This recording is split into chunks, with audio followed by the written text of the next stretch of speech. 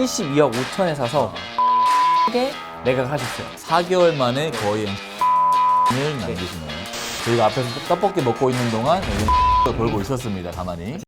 네, 여러분 안녕하세요. 부영부재TV의 형 김창경. 네, 동생 전승배입니다. 오늘은 이제 빌딩을 보시는 분들이라고 하면은 누구나 다 관심을 가질 만한 내용인데, 건물을 매입을 하고 나서 1년 정도 보유를 하고 난 다음에 건물을 다시 되팔았을 때 이제 어느 정도의 좀 시세 차익을 볼 수 있는지에 관련돼서 저희가 실제 매매 사례를 두고 영상을 좀 촬영을 해보았습니다. 네, 참고로 저희가 차익을 계산할 때 소득세나 이런 세금은 다 제외를 하고 순수 매가만 가지고 계산을 했다는 점 참고 부탁드리고요. 최근 1년 내에 거래된 4건을 총 준비를 해봤는데, 네, 그럼 먼저 첫 번째 물건 보시죠. 네, 첫 번째 건물입니다. 네. 첫 번째 건물은 논현동에 위치한 건물인데 2020년 2월에 45억 5천에 매입을 했다가 45억 5천. 네네. 2021년 3월에 자그마치 65억, 19.5억의 차익을 본 그런 건물인데요. 1년 만이네요. 네, 그렇죠. 네. 딱 1년 만에. 근데 이 건물은 딱히 리모델링을 한다거나 신축을 하지 않고 그냥 사서 그냥 팔았는데 19억 5천에 남았던 그런 건물입니다. 아무것도 안 하고. 아무것도 안 하고 명도도 안 하고. 이게 지금 최근 1년 사이에 있었던 일이 맞죠? 네네. 최근에 있었던 일인데 어디에 있는 건물이 그렇게 매각이 됐는지 위치 먼저 보시죠. 네. 네, 위치는 7호선과 분당선이 지나가는 강남구청역 3번 출구에서 네. 약 714m, 도보로 한 10분 거리에 위치한 거리인데요. 사실 이거는 강남구청역 인근이라고 하기보다는 학동사거리 인근에 있는 건물이라고 할 수가 있습니다. 저기도 상권 꽤 괜찮아요. 네네. 이쪽 상권도 약간 고급적인 느낌으로 잘 형성이 되어 있는데, 도로를 보시면 전면으로 10m 도로가 있고 오른쪽으로 사도가 있어요. 사도가 약 4m가량 사도가 있어가지고 전면으로 봤을 때 코너의 느낌이 나는 그런 건물입니다. 네, 로드뷰를 한번 보시죠. 네, 보시면 이쪽으로 측면 도로가 있고 전면으로 이제 10m 도로가 있어서 굉장히 개방감이 있는 그런 위치에 있는 건물이고요. 네, 이렇게 생긴 건물이 1년 만에 19억 5천이라는 차익을 보게 됐습니다. 저희가 흔히 많이 보는 건물이거든요. 바로 네. 앞에 저희 그 떡볶이집 있어서 자주 가는 곳인데. 아, 네, 거기 맛있죠. 저 근데도 저 건물을 그렇게 사서 19억의 시세 차익을 남겼다. 네, 네. 아무것도 하지 않고. 네, 저희가 앞에서 떡볶이 먹고 있는 동안 여기는 19억을 벌고 있었습니다. 가만히. 제가 솔직히 뭐 신축을 하거나 네. 아니 뭐 리모델링을 하면은 아 그래 뭐 이해하지 네, 이렇게 네. 생각을 하겠는데, 저거는 조금 그렇지 않나라는 생각도 들긴 그렇죠. 합니다. 그만큼 이제 부동산 시장이 그만큼 많이 핫했다라는 걸 전적으로 보여주는 그런 사례라고 할 수 있어요. 개요를 보시면 개요는 대지 면적 58.3평에 연면적 143평의 건물이 최근에 65억에 거래가 됐는데, 네. 평당가로 봤을 땐 거의 1억 1천만 원 수준인 거죠. 그러니까 강남도 지금 이면도로에 있어도 이렇게 한 10m 도로가 있으면 1억은 그냥 기본으로 넘는 평당가를 찍었다라고 생각하시면 됩니다. 그러니까 이 건물이 이렇게 매각이 된 이유는 65억짜리라서 그런 것 같아요. 사실 요즘 보여드릴 만한 물건이 없으니까. 네네. 워낙 매물이 없다 보니까 100억 미만, 그 중에서도 50억 내외의 건물은 이 정도 평당가에도 충분히 거래가 되는 시장이다라고 생각을 하시면 될 것 같습니다. 네, 여러분 이제 두 번째 사례입니다. 선생님, 저희 저번에 성수동 상권 다녔었잖아요. 아, 네. 저희가 촬영했죠, 저번에. 네, 최근에 다녀온 성수동인데 이번에는 20년 4월 달에 네. 이 건물을 73억 5천에 사셨어요. 근데 실제로 이분이 4억을 쓰려고 사신 건물이었거든요. 근데 이 평수가 안 맞다 보니까 다시 매각을 하려고 시장에 내놨는데 네네. 4개월 만에 4개월? 네, 4개월 만에 거래를 하셨어요. 아, 얼마에? 83억에 거래를 하셨어요. 얼마에 샀다고요? 72억 5천에 사서 83억에 매각을 하셨어요. 4개월 만에 네. 거의 한 10억 10억 5천을 남기신 거네요. 근데 제가 뭐 조금 이따도 건물 사진을 먼저 보여드릴 거긴 한데 아무것도 하지 않으셨어요. 이 건물도 마찬가지로 아무것도 안 하고. 하지 않으셨어요. 네, 네, 일단은 먼저 건물 사진부터 여러분들한테 보여드릴게요. 네. 네. 먼저 지도를 여러분들한테 보여드리기 전에 건물 외관부터 한번 보여드릴게요. 건물은 이렇게 생겼습니다. 아. 여기가 지금 성수역 이제 대로변이거든요. 네, 네. 여기 지금 대로변 한 30m랑 8m 코너에 있는 건물이에요. 네, 네. 근데 이제 보시면 알겠지만 이 건물도 뭔가를 이제 신축을 해야 되는 건물인데 뭐 이분이 72억 5천에 사셨을 때도 명도 조건이었었고 이걸 83억에 다시 팔았을 때도 뭐 사실 비어져 있는 건물이었어요. 아, 다 비워놓고 네네. 거래를 하신 거네요. 그래서 제가 이제 건물 개요로 한번 보여드리면은 성수역과의 거리는 한 450m. 네네. 도보로 한 5분에서 한 6분 정도 걸리는 위치예요. 대지는 102평이었어요. 딱 신축하기 좋은 사이즈네요. 그렇죠. 딱 좋은 사이즈. 그리고 또 중공업 지역이니까 네. 60%를 또 신축을 할 수 있었던 네, 건물이었고. 용적률 400에. 네, 용적률 400에. 그리고 이제 연면적은 뭐 어차피 이제 멸시를 할 건물이기 때문에 네. 그렇긴 하지만 여기 아래 보시면은 지금 제가 아까 말씀드린 것처럼 20년 4월에 72억 5천에 사셨죠. 등기가 넘어갔고 계약일이 4개월 후인 8월 4일에 83억에 계약을 하신 거죠. 그러니까 등기 넘어간 지 4개월이 안 된 시점에 10억에 업을 해서 다시 계약을 하신 거네요. 아무것도 하지 않고 네. 전제가 붙습니다. 아무것도 하지 않고 그리고 이번 연도 1월 달에 이제 등기를 이제 하셨어요. 소유권 이전이 된 거죠. 물론 이제 성수동 메인에서는 약간 떨어져 있는 상권이기는 한데 네. 저는 여기도 뭔가 신축을 하게 되면은 충분히 좀 메리트가 있다고 생각을 하고 있는 위치였었고 그렇죠. 그리고 이제 워낙 처음에 이제 72억에 매입을 하셨을 때가 평당 한 7천대였어요. 그러니까 좀 저렴하게 매입을 하고 네. 지금 솔직히 성수동 대로변에 8천만 원대라고 하면은 그것도 나쁘지 않은 금액이잖아요. 지금도 저렴한 금액인 거죠. 네, 그렇죠. 이 정도 매물이 안 나오니까 네, 이 정도 시세 차익을 본 거는 좀 과하다 생각을 하지만 결과적으로 사신 분은 뭐 잘 투자를 하셨다라고 저는 생각을 하고 있습니다. 네, 이 정도 83억에 재매각을 하신 건 매입하신 분도 잘 사신 거예요. 8천대 매입을 하신 거니까. 서로 둘 다 윈윈한 거죠. 네, 이제 두 번째 사례는 여기까지 하도록 하겠습니다. 이제 세 번째 사례 가시죠. 네, 세 번째 사례는 방금 이야기했던 두 번째 사례랑 비슷하긴 한데 금액도 비슷하고 시세 차익도 한 10억 정도로 비슷해요. 하지만 건물의 컨셉이 좀 다르고요.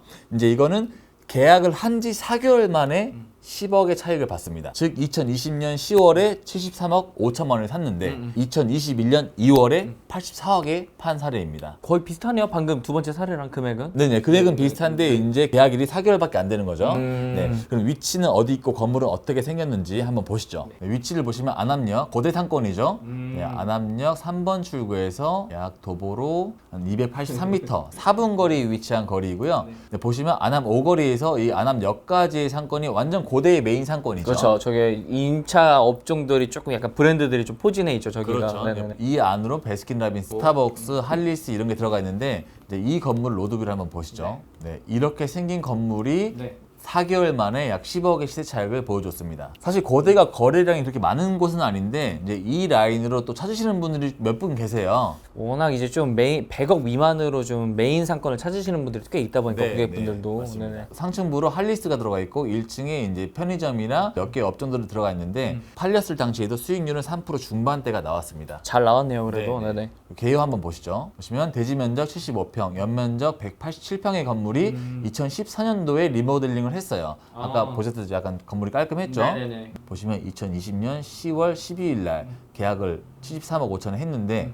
다시 재매각을 한 날짜가 21년 2월 5일 날 84억에 재매각을 하였습니다. 이것도 마찬가지로 뭐 현재 매입을 한 사람이 뭐 리모델링을 하거나 그런 건 아니었어요. 그렇죠. 저게 리모델링 연도가 2014년도니까. 리모델링 되어 있는 걸 샀는데 4개월 만에 다른 분에게 약 10억 5천만 원의 차익을 남기고 거래를 한 그런 케이스입니다. 야, 이제 대단하다. 네, 이 10억 차이가 적은 돈은 절대 아닌데. 그렇죠. 이것도 10억 이상으로 계약이 될 수 있었던 이유는 상권이 좋고 또 임차가 깔끔하고 건물 관리 상태가 좋았기 때문에 한 4개월 전에 10억 더 저렴하게 됐지만 충분히 매입할 수 있는 가치가 있다 해서 다시 10억을 더 얹어서 계약을 한 케이스라고 보시면 될 것 같습니다. 수익도 한 3.6% 정도 나오는 거니까. 그렇죠. 서울에서는 상당히 잘 나오는 수익이거든요. 네, 맞습니다. 그럼 이것도 저는 투자는 뭐 물론 갭 차이는 있지만 잘하시는 것 같아요. 이것도. 보통 매입을 할 때 등기부등본에 찍힌 금액을 보고 너무 근래에 싸게 돼 있으면 내가 좀 많이 업해서 산 금액이 아닌가라고 생각을 하시는데 이런 건 이제 좀 객관적으로 봤을 때 84억에 매입을 하더라도 괜찮은 금액이었기 때문에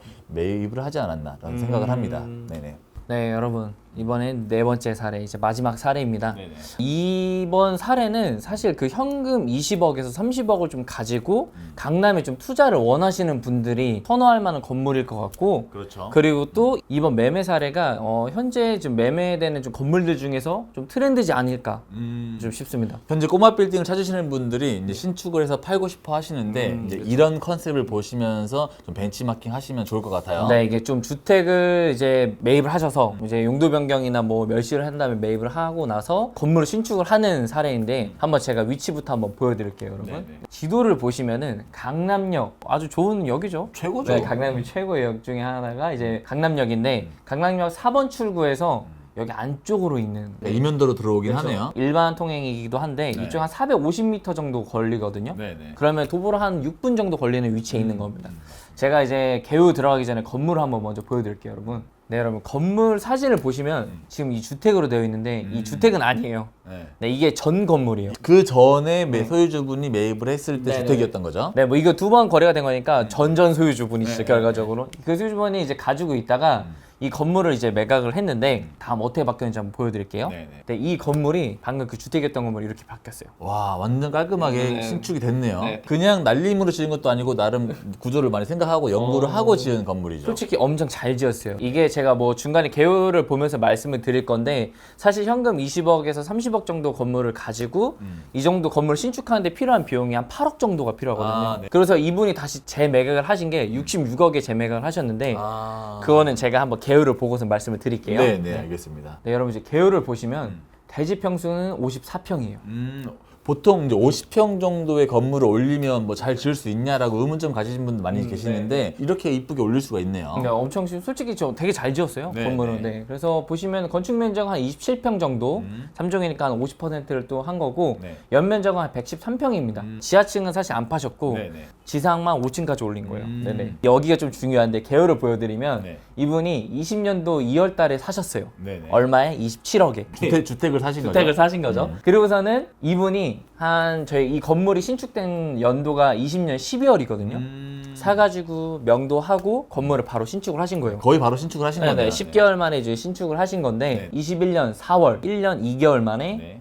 66억에 매각하셨어요. 아, 그러면 얼마야? 39억? 27억에서 뭐 취등록세가 4.6%니까 네. 그거 하더라도 한 1억 2천 정도. 그리고 이 정도 건물 신축하는데 저희가 아까 말씀드린 것처럼 한 8억에서 9억 정도가 들어간단 말이죠. 네. 결과적으로 뭐 한 10억 정도가 들어간다고 했을 때 37억이 원가야. 근데 여기서 66억에 매각을 했다 하면 시세 차이가 얼마? 거의 한 30억은 네. 보셨다. 29억의 시세 차이를 보신 거죠. 아우, 대단합니다. 스튜디오한테도 많이 연락 오겠지만 저한테 연락을 많이 와서 좀 문의 주신 게 뭐냐면 좀 이런 다가구 주택, 내가 건물을 신축할 수 있는 건물을 찾아달라고 하시는 분들이 진짜 많아요. 근데 뭐 물론 지금 이 건물은 수익은 막상 이제 매각을 했을 때 당시에는 한 1% 정도밖에 수익이 발생되지 않았거든요. 아직도 임차를 맞추고 있는 건물이에요. 네. 그런데 시세 차이가 이렇게 볼 수가 있다 보니까 요즘에 강남을 찾으시는 분들이 좀 시세 차익을 보는 게 아니라 약간 이 투자 수익을 노리시려고 이렇게 조금 건물을 좀 신축할 수 있는 건물을 좀 싸게 매입을 하시려는 분들이 상당히 많으신 거죠, 요즘에.